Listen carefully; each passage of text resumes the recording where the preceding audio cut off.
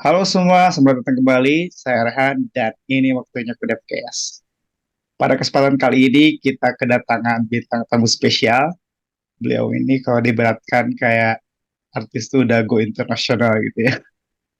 Dari lokal ke internasional. Nah, di sini juga ada programmer yang dari lokal ke internasional gitu. Terus kayak aktif talking di speaker di international conference di mana-mana gitu ya. Sekarang juga stay di Singapura gitu ya. Dan udah kurang lebih 10 tahun ya berkarir di industri IT gitu ya. So without any further ado, let's shout out to Mas Jain Fatani. Halo Mas Jain, apa kabar Mas Jain? Halo. Halo, Assalamualaikum warahmatullahi wabarakatuh. Waalaikumsalam. Aduh, luar Ya, biasa. Alhamdulillah. Baik, Alhamdulillah. Sehat. Aduh, sehat ya Mas. Gimana di Ya, Singapura ya. Mas? Ya, masih betah-betah aja, Mas. Ya, sebetulnya saya tuh pengen ngajak Mas Jain itu udah dari dulu gitu. Saya tuh ngikutin Mas Jain di sosial media, di LinkedIn, Twitter gitu ya, di Facebook.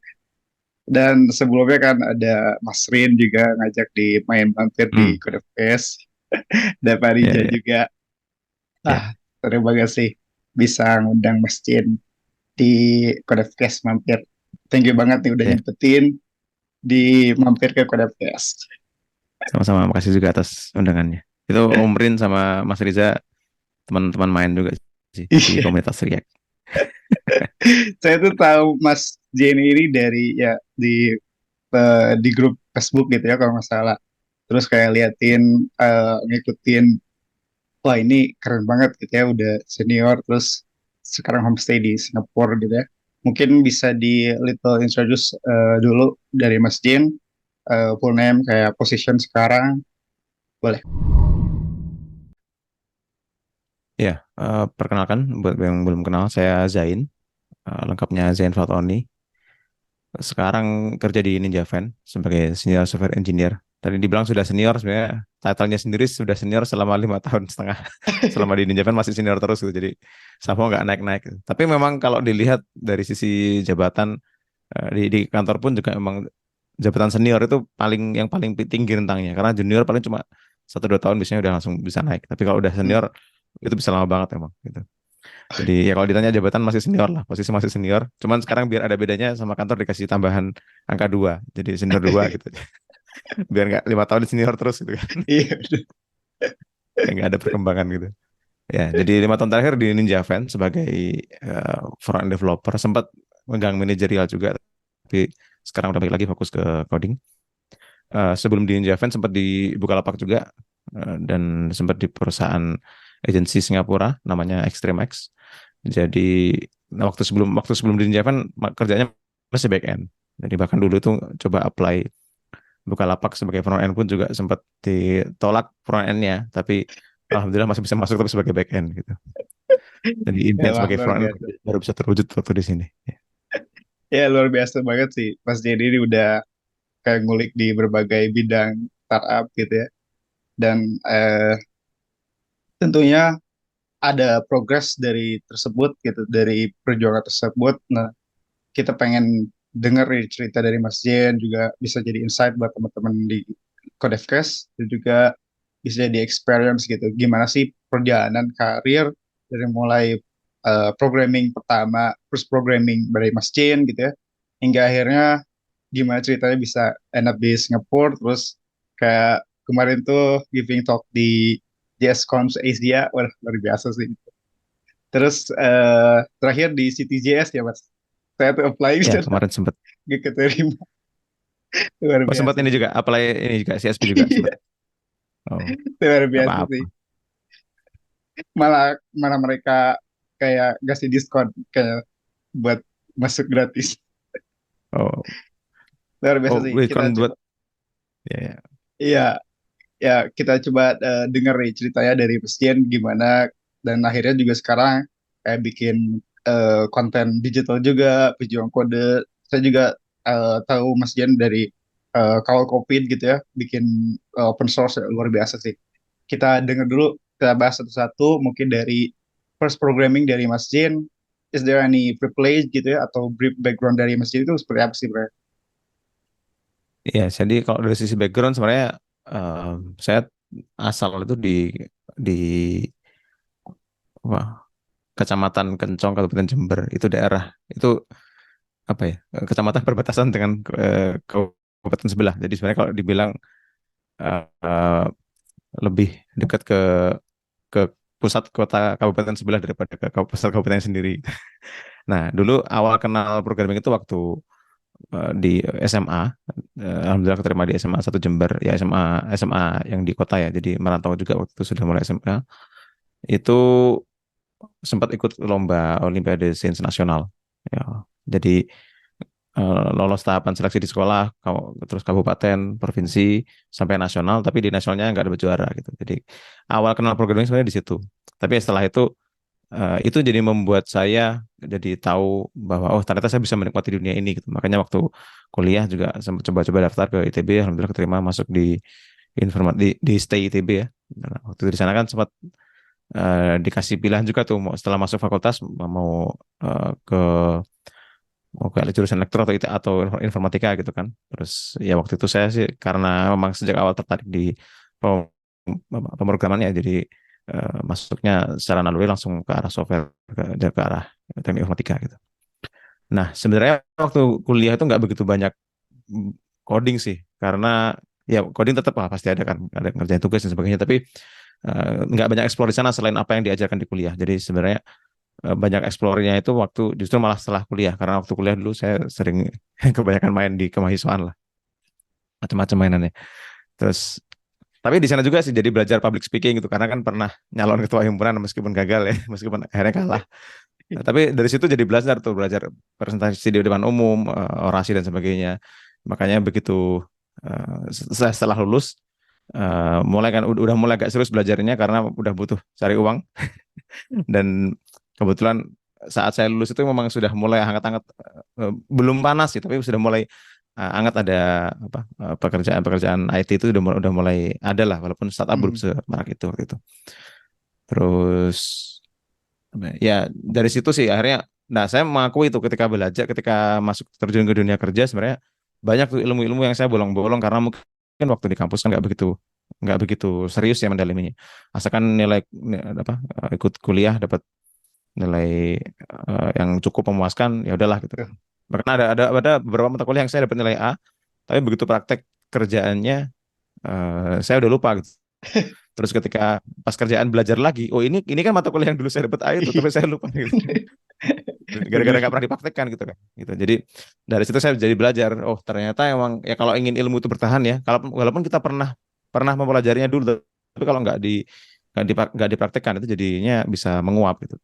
Nah, itu yang membuat saya akhirnya mulai banyak belajar mandiri, dan saya mulai banyak bikin open source lah. Meskipun sebenarnya kebanyakan repository open source saya itu lebih kebanyakan sarana belajar aja gitu. Jadi lebih ke mempraktekkan apa yang sudah saya pelajari gitu.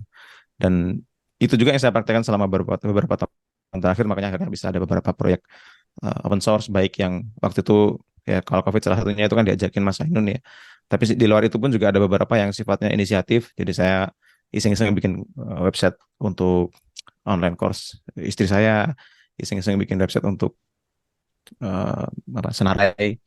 Itu juga inisiatif sama Mas Ainun gitu. Jadi hal-hal yang iseng-iseng itu tadi saya tuangkan tuh jadi sebuah latihan coding, sehingga ilmu-ilmu yang saya pelajari saat itu bisa apa ya, bisa lebih tertanam lah gitu. Harapannya tidak mengulang lagi kejadian dulu ketika saya belajar dapat nilai A di kuliah, tapi ternyata beberapa tahun kemudian waktu harusnya bisa mempraktekkan jadi menguap gitu karena nggak dipraktekkan. Bener-bener. Jadi lebih ini ya buat menguasai skill juga ya untuk strengthen our skill gitu ya. Iya, iya. Jadi Mas Jen Itu ini ada. dari IPA berarti ya, SMA Iya, kalau SMA-nya IPA jurusannya. IPA ya. Berarti dulu itu SMK belum ini ya, belum ada kayak RPL gitu ya, software engineer. Sudah pernah dengar sih sebenarnya, tapi ya waktu saya SMA dulu kan apa ya? RPL-nya mungkin jarang dengar ya. Yang saya sering dengar itu justru malah apa sih yang jaringan itu? Oh iya, apa TKJ, TKJ ya. teknik komputer jaringan itu kan lebih ke Iya. networking ya. Jadi kalaupun kerjaannya itu yang saya kebayang itu mungkin IT support, tapi IT yang sifatnya ya ngurusin mungkin lebih ke ngurusin infrastrukturnya gitu, ngurusin Betul betul. hardware-nya gitu kan. Jadi bukan, mostly kayaknya bukan coding software-nya gitu. Jadi ya waktu itu juga nggak begitu terpapar sih, dan ya namanya masa muda kan belum tahu juga apa yang diinginkan kan gitu. Jadi coba-coba aja Bener gitu. bener bener bener. Berarti dari peran Dulu saya orang waktu tua saya gimana tuh? Dari dulu gimana? ya kalau ditanya peran orang tua sebenarnya salah satunya karena dulu waktu SMP sebenarnya saya kan dibelikan komputer kan. Iya. Jadi hasil hasil uang dari selamatan sunatan waktu lulus SD itu dibelikan komputer. Komputer Pentium 2 sih, tapi ya lumayan jadi Oke. tahu gitu kan. Terus tapi sebenarnya meskipun waktu itu sudah komputer belum belum belum tahu tuh gimana caranya ngoprek gitu. Jadi yang saya tahu itu cuma Main game ya ya. main otak-atik komputer aja gitu lah, main Bener-bener. game atau game pun juga nggak bisa ya, game komputer Pentium 2 gamenya Iya game apa bener. paling Demon Star sama Prince of Persia paling kalau ingat.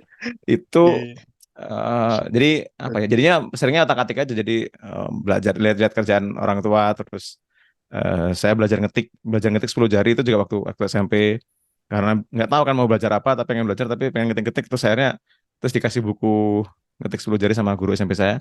Jadi saya cobain ternyata bisa membantu. Akhirnya waktu SMA saya termasuk yang cepet lah ngetiknya karena karena udah biasa.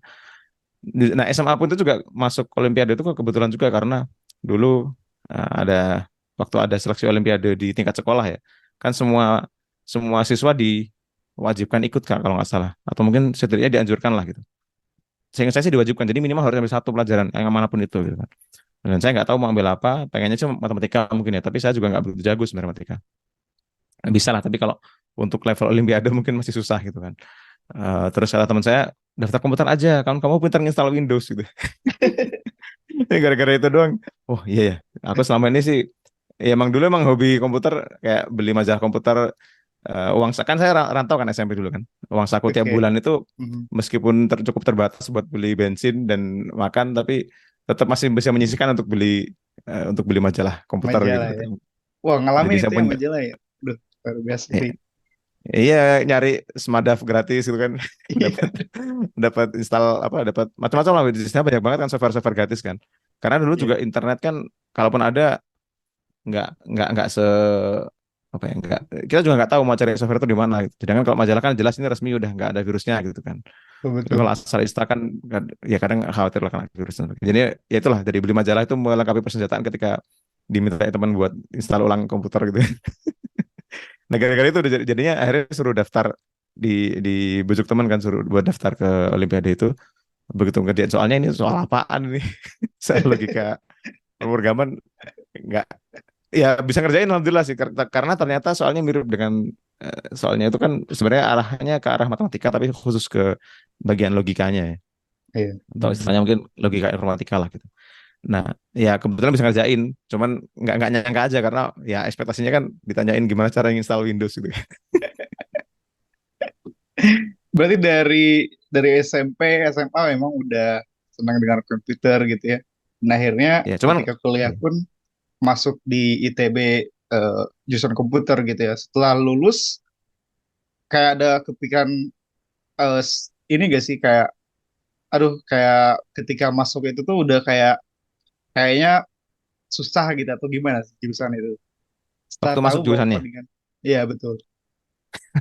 waktu masuk jurusannya agak jipar juga sebenarnya karena saya sekelas sama teman-teman saya sekelas dengan teman-teman yang mengalahkan saya waktu Olimpiade komputer waktu SMA dulu. Jadi kayak, wah ini juara satunya ini, wah, ini kan yang emas dulu ini kan. Ini kan yang terus saya kan masih Waduh. nyimpen kan itu berkas, masih Iya nyimpen iya. daftar daftar peserta Olimpiade Sains Nasional waktu angkatan saya ya. Terus Waduh. begitu saya bandingkan sama absensi sama apa presensi kelas gitu kan. Ini mah apa 10%-nya ini teman orang-orang Olimpiade semua. Jadi Oke makanya oke. itu juga sebenarnya agak minder sih karena wah ini dunianya sudah akan dikuasai oleh mereka gitu kan. Saya mau bisa apa ya udahlah. Akhirnya ya kuliah tetap dijalani, tetap dinikmati bagian yang bisa dinikmati, tapi ya yang enggak ya udah dijalani begitu aja gitu. Jadi enggak intinya sih nggak sengoprek sekarang ya. Kalau sekarang kan mungkin nganggur-nganggur weekend ngapain lah buka coding GitHub itu kan. Kalau dulu nggak, kalau weekend ya udah nganggurnya antara main sama temen atau mungkin organisasi gitu. Jadi ngopreknya bukan ngoprek codingan gitu. Bener-bener. Dan gimana akhirnya ceritanya setelah lulus tuh langsung cari kerja atau ada tawaran gitu atau bagaimana? Saya tuh kuliahnya sebenarnya 6 tahun. Jadi mentok masa studi ya. Hmm. Tapi sebenarnya kalau dari sisi mata kuliah sebenarnya udah bersih semua. Jadi 6 tahun itu sebenarnya yang lama di mata kuliah tugas akhir aja. Selain tugas akhir sebenarnya udah lulus semua gitu. Jadi lamanya di tugas akhir karena gonta-ganti topik dan tadi terdistraksi organisasi dan sebagainya ya. Eh, Kuliah 6 tahun itu waktu 5 tahun kuliah, sorry, setelah tingkat 5 ya, di tingkat ke-6 saya nikah.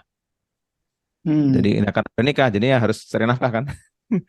Terus ya Iya. sambil inilah iseng-iseng proyekan gitu. Terus sempet alhamdulillah dapat kerjaan part time karena ya masih kuliah kan, jadi masih harus menyelesaikan tugas akhir. Jadi kerjaan pertama sebenarnya technical itu part time. Gitu. Jadi ya karena memang udah harus menghidupi keluarga, ya alhamdulillah bisa dapat kerjaannya. Mulai coding juga di situ. Itu juga lucu tuh. Lolos, saya lolos tes masuk kerjanya itu cuma disuruh compile sebuah program open source gitu.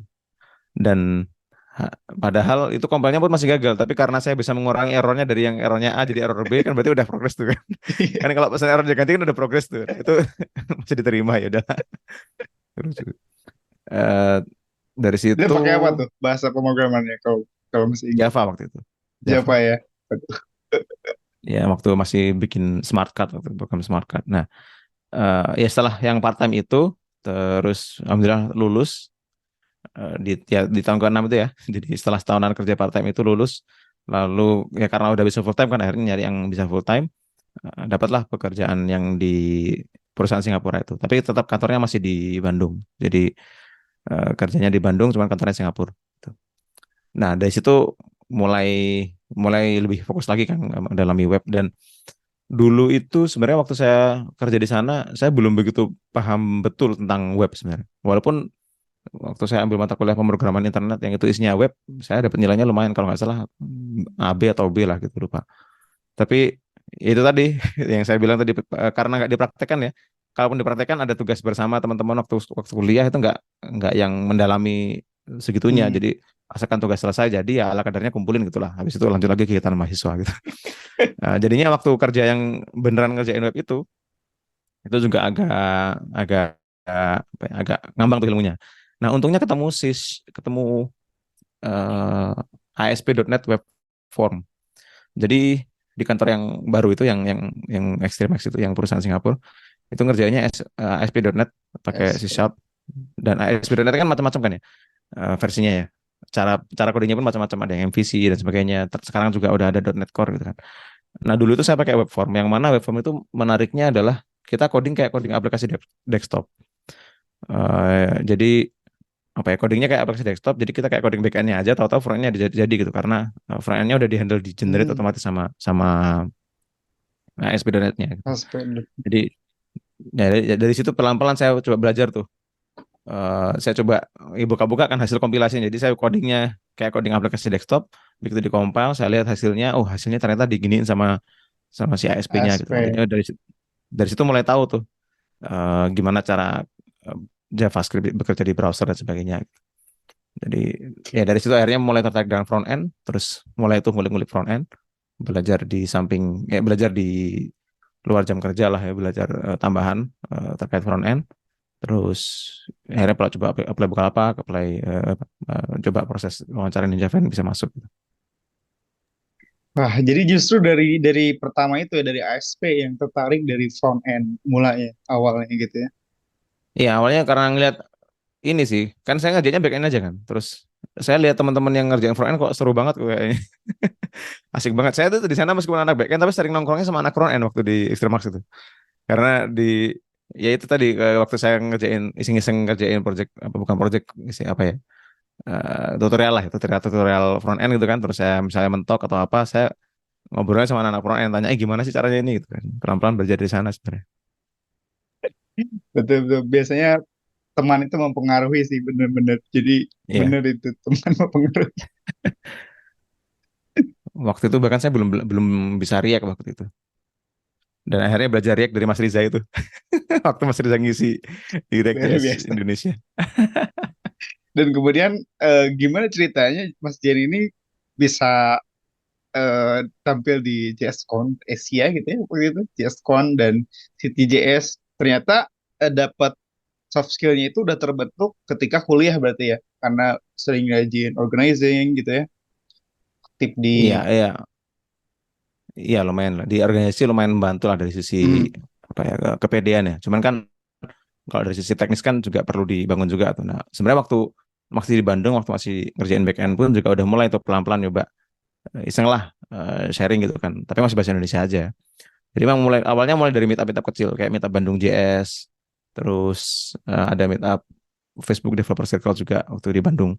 Itu iya, istilahnya kayak apa ya sarana latihan memberanikan diri untuk berbicara di depan publik dengan konten yang lebih teknikal lah gitu kan. Karena kalau kalau di kampus kan saya ngomong di depannya kan ngomong masalah orasi, program program-program himpunan dan sebagainya kan. Tapi iya, kalau ini kan beda kan. Jadi ada sisi lain yang diasah atau dilatih. Nah, begitu ke Singapura sempat itu tadi jadi setelah saya kira-kira 1 tahunan di Singapura ya, awal 2018 masuk ke awal 2019 itu saya lihat tuh ada conference nih. Wah, conference nih seru nih. Mumpung lagi di Singapura gitu kan. Kapan lagi itu. Terus lihat harga tiketnya, wah, kok mahal banget tiketnya. Mau mau bayar sendiri. Sebenarnya mungkin bisa ya minta minta dibayarin kantor kalau kalau mau. Tapi masalahnya waktu itu saya sudah baru saja beli course online testing JavaScript yang dari Kansi Dots. Itu saya baru beli dan minta reimburse kantor. Jadi nggak enak kalau mau minta uang lagi buat bayarin tiket gitu kan. Akhirnya iseng-iseng ya udahlah cari cara gratis ke sana. Caranya ada antara scholarship atau iya, jadi pembicara benar. sekalian gitu kan. Yes, Akhirnya iseng-iseng coba aja. Kebetulan memang ada apa ya, ada topik yang menarik untuk dibawa hasil belajar saya bulan itu gitu kan. Ya udah saya iseng-iseng aja bikin call for proposalnya. Alhamdulillah masuk gitu. Nah, sebenarnya mungkin satu yang membantu di situ prinsip ini sih, prinsip yang saya pakai semenjak waktu masih di Bandung juga ya, yaitu eh, saya di Bandung pun itu sebenarnya yang sharing di Facebook Developer Circle Bandung JS itu sebenarnya bukan bukan hal-hal yang expert banget lah. Karena bahkan talk pertama saya itu judulnya Redux Fundamentals. Bahkan itu Redux dan itu nggak belum belum sampai ngebahas yang asinkronus dan sebagainya. Jadi sesederhana bahas Redux types actions dan reducer gitulah. Jadi nggak begitu mendalam sebenarnya pembahasannya. Tapi poinnya adalah ya di sana saya memberanikan diri aja sharing apa yang sudah saya ketahui karena mungkin banyak yang lebih mahir daripada saya gitu kan di hal itu. Tapi di lain sisi juga banyak juga yang perjalanan belajarnya belum sampai sana gitu. Jadi setidaknya saya bisa membantu orang lain yang masih belum belum sampai sana belajarnya gitu. Itu sih prinsip saya. Jadi makanya ketika saya bahas yang topik yang di JS Asia itu pun juga itu bukan penemuan atau apa ya, itu kan lebih ke pengalaman saya belajar itu gitu kan. Dan sederhana sharing aja apa yang saya alami dan saya eh, pelajari dari pengalaman itu gitu. Dan masuk juga yang CTJS ini juga gitu sebenarnya. Lagi-lagi pengen gratisannya terus iseng-iseng bikin bikin proposalnya dan se proposalnya kan isinya kebetulan memang beberapa tahun terakhir selama pandemi kan saya bikin beberapa website kan. Nah, itu kan ada yang beberapa yang menarik yang bisa dibahas. Makanya saya coba aja ajukan dengan topik itu gitu. Jadi ya lagi-lagi sih sebenarnya cuma iseng-iseng aja nyobain. Toh kalau nggak kalaupun nggak lolos kan juga nggak ini kan, nggak disuruh bayar juga kan. iya, benar. Atau nggak ya nothing tulus lah gitu kan. Dan kalaupun lolos ya alhamdulillah. Terus kalau dibilang materinya nggak ekspor ekspor amat nggak masalah juga karena eh, saya punya prinsip kalau di atas langit masih ada langit, di bawah tanah juga masih ada tanah. Ah, luar Jadi biasa meskipun itu. meskipun saya belum sebegitunya jago, tapi masih ada orang yang bisa belajar dari apa yang sudah saya pelajari. Kira-kira Betul, gitu. betul. Giving feedback gitu to the community itu luar biasa sih. Betul, Ya, betul. giving back. Luar biasa sih. Terus kemarin itu yang di CTJS itu navigating web in constraint ya, world ya, Ya, navigating the web in a world full of constraints. constraints ya. Terus yang JS Asia-nya itu ini ya, React State State, machines. ya, State State Machines. Wah, machines with luar thread biasa. hooks ya. Jadi ternyata dari eh, proposal talk-nya itu dari eh, masalah atau apa ya, kayak exercise dari Mas Jen yang eh, kerjain gitu ya, latihan Iya, dan menjadi iya pengalaman. bahan soal experience-nya. Dan itu yang talk yang terakhir itu yang di CTJS itu kan sebenarnya setengahnya mainan-mainan di luar kerjaan kantor kan sebenarnya. Kan yang kerjaan kantor kan, dan justru malah kerjaan kantor itu yang paling susah buat di-share karena kalau kerjaan kantor kan harus apa ya, harus di enkapsulasi ulang supaya nggak membocorkan rahasia perusahaan dan sebagainya Betul, gitu kan. betul. Tapi kalau kerjaan yang open source ya emang dari awal sudah open source. Saya bahkan bisa kasih tahu kodenya baris ini yang melakukan ini kan itu lebih enak gitu. Bener, Jadi bener, bener. kalau kalau kalau punya akses ke slide saya yang mana itu ada di slide terakhir presentasi saya itu di sana ada link-link tuh, ada link-link ke project terkait. Nah, terutama yang open source-nya itu kalau diklik linknya itu bisa masuk ke pull request tertentu atau ke baris tertentu yang menunjukkan perubahan terkait gitu. Dan itu ya itu itulah enaknya punya side project yang open source sehingga bisa apa ya dijadikan bahan ketika kita mau share ke orang gitu kan. Betul, betul. Jadi bahan eksperimen gitu ya, diulik terus. Hmm. Hmm. Nah, dan terus gimana Mas Jen di kantor sekarang lebih, berarti lebih less coding dong, udah senior. Enggak Eh, juga ya. sempat sempat nggak coding sama sekali sebenarnya bahkan. Jadi Waduh. kalau di Ninjavan itu senior software engineer 2 itu sudah bisa alih alih apa sih ya, pindah jalur karir ke manajerial kan. Dan saya sempat nyobain itu. Jadi selama tahun 2021 2022 itu saya sempat pelan-pelan beralih ke track manajerial gitu. Dan itu jadinya waktu codingnya pun jadi juga akhirnya pelan-pelan terkikis dari yang tadinya mungkin 100%, 80%, 70, lama-lama 50 dan lama-lama sampai 0% codingnya. Nah, ketika nggak coding sama sekali, tadi yang saya bilang kita tetap perlu praktek untuk mempertahankan ilmunya ya, untuk supaya tetap hangat gitu kan. Dan nggak lupa. Nah, itu sebenarnya beberapa project saya yang saya bagikan di talk CTJS itu juga salah satu sarana untuk tetap mempertahankan eh, apa ya technicalities kemampuan teknis saya untuk coding dan mengikuti perkembangan tren di front end terutama. Jadi selama nggak begitu banyak coding di kantor itu saya itu tadi ngerjain beberapa set project yang open source. Lalu mulai tahun ini sebenarnya mulai awal tahun saya pindah ke tim lain yang dia kebetulan memang eh, butuh skill teknis coding di front end-nya. Makanya akhirnya saya balik lagi ke coding lagi semenjak tahun ini. Gitu. Jadi dan memang ya, secara jalur karir pun juga akhirnya sekarang jadi pindah lagi ke jalur karir yang teknikal lagi gitu. Jadi intinya saya pernah nyobain jadi manajer 2 kali, satu di Extremax waktu masih di Bandung itu, satu lagi di sini di waktu di Javan, dan sepertinya itu nggak begitu cocok eh, buat preferensi personal saya. Ada beberapa jenis tantangan yang bagi saya pribadi kurang nyaman untuk dilakukan gitu loh. Tapi bukan berarti ini posisi yang jelek ya karena ya tiap orang kan punya preferensi beda-beda kan. Betul, betul. Prosesnya beda. Dan terus gimana dari Mas Jen sendiri melihat teknologi sekarang? Wah, luar biasa gitu ya, banyak library yang bermunculan, terus teknologi update terus. Apalagi di dunia web gitu ya, web development ini nggak ada habis-habisnya gitu. Ya jadi cara menyikapinya sebenarnya ya mau nggak mau memang harus tetap belajar terus ya. Cuman mungkin satu kunci yang perlu dipegang adalah kita harus menemukan cara supaya kita nggak kecapean sendiri karena kan ada istilah JavaScript fatigue gitu kan. Yang maksudnya kita kecapean lah belajar JavaScript.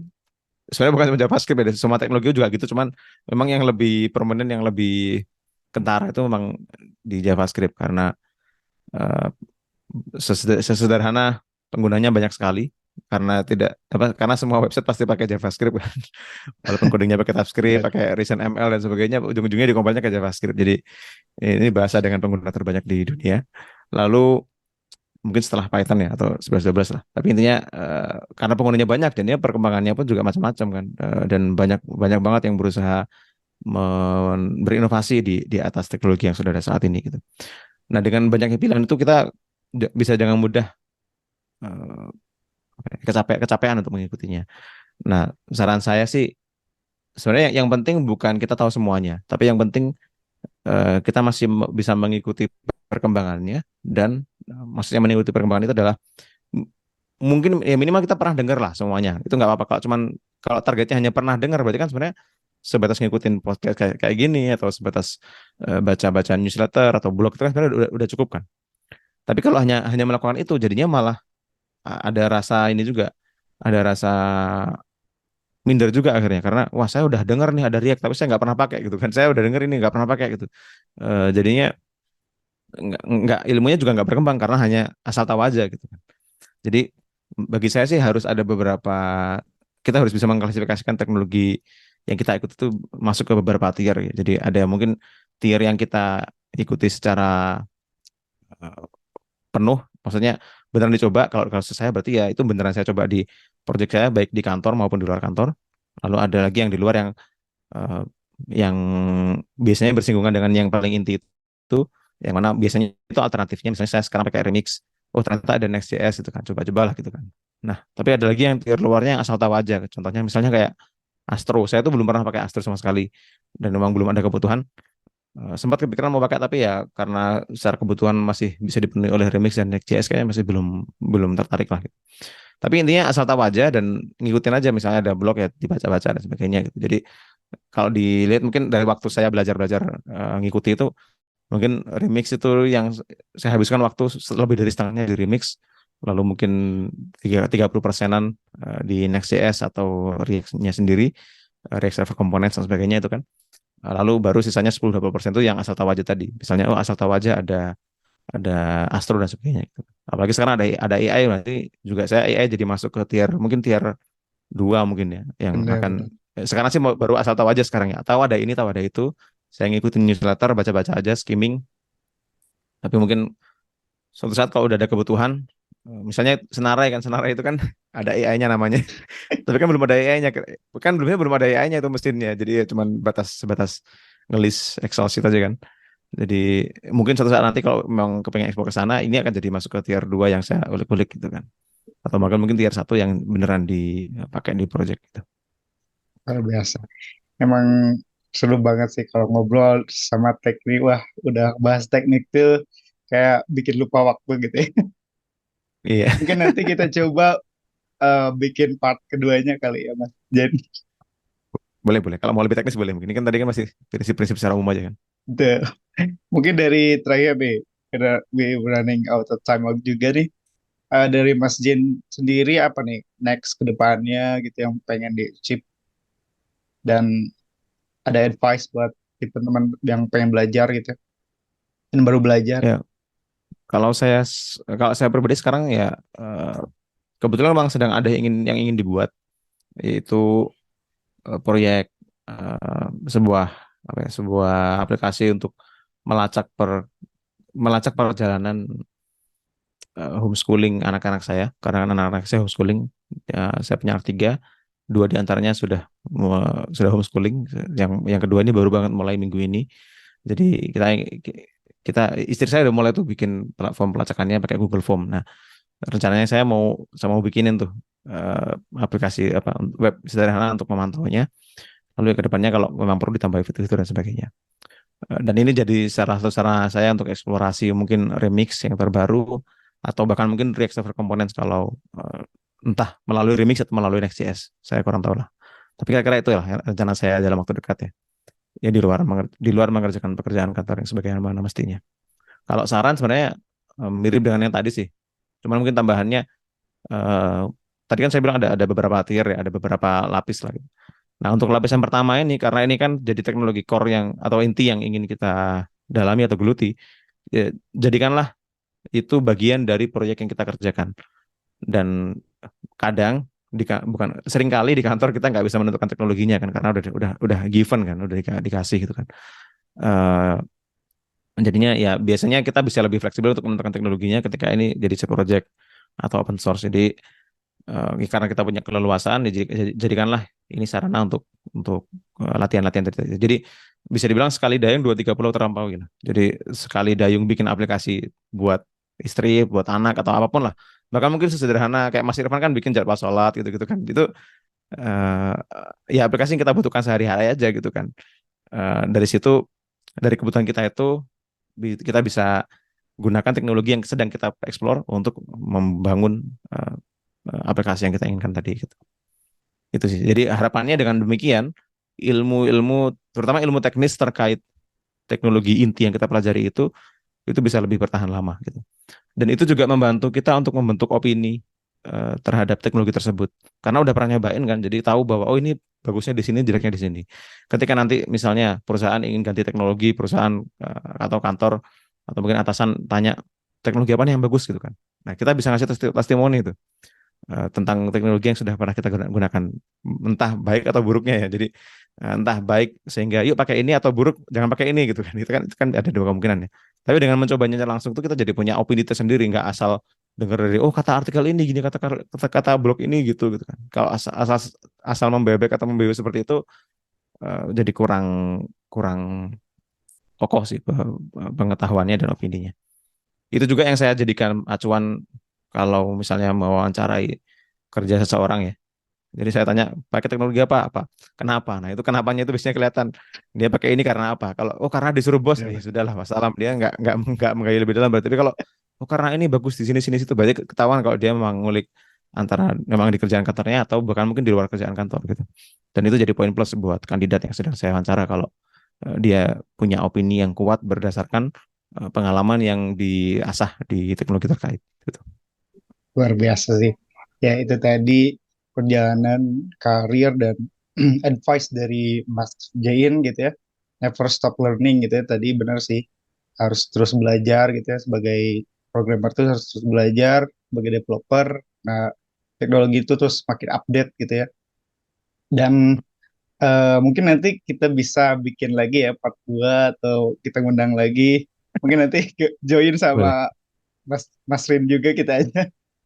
boleh. Oh kalau sama Om Rin bisa ini apa pembahasannya bisa melenceng kemana-mana itu. Luar biasa. Dia teknologinya udah aneh-aneh. Saya Iya. pernah ngikuti teknologinya Om Rin tapi apa nyerah karena terlalu terlalu niche. Di kantor malah gak kepake sama sekali. Ya, thank you sekali lagi Mas Dian udah mampir di Codecast. Semoga bisa Sama-sama, terima menginspirasi kasih. buat teman-teman semua di luar sana. Amin. So, that's it our episode today. See you in the next episode. Thank you banget nih Mas Dian sekali lagi. So, stay tuned, stay healthy, and salam. Peace. Bye-bye. Sama-sama.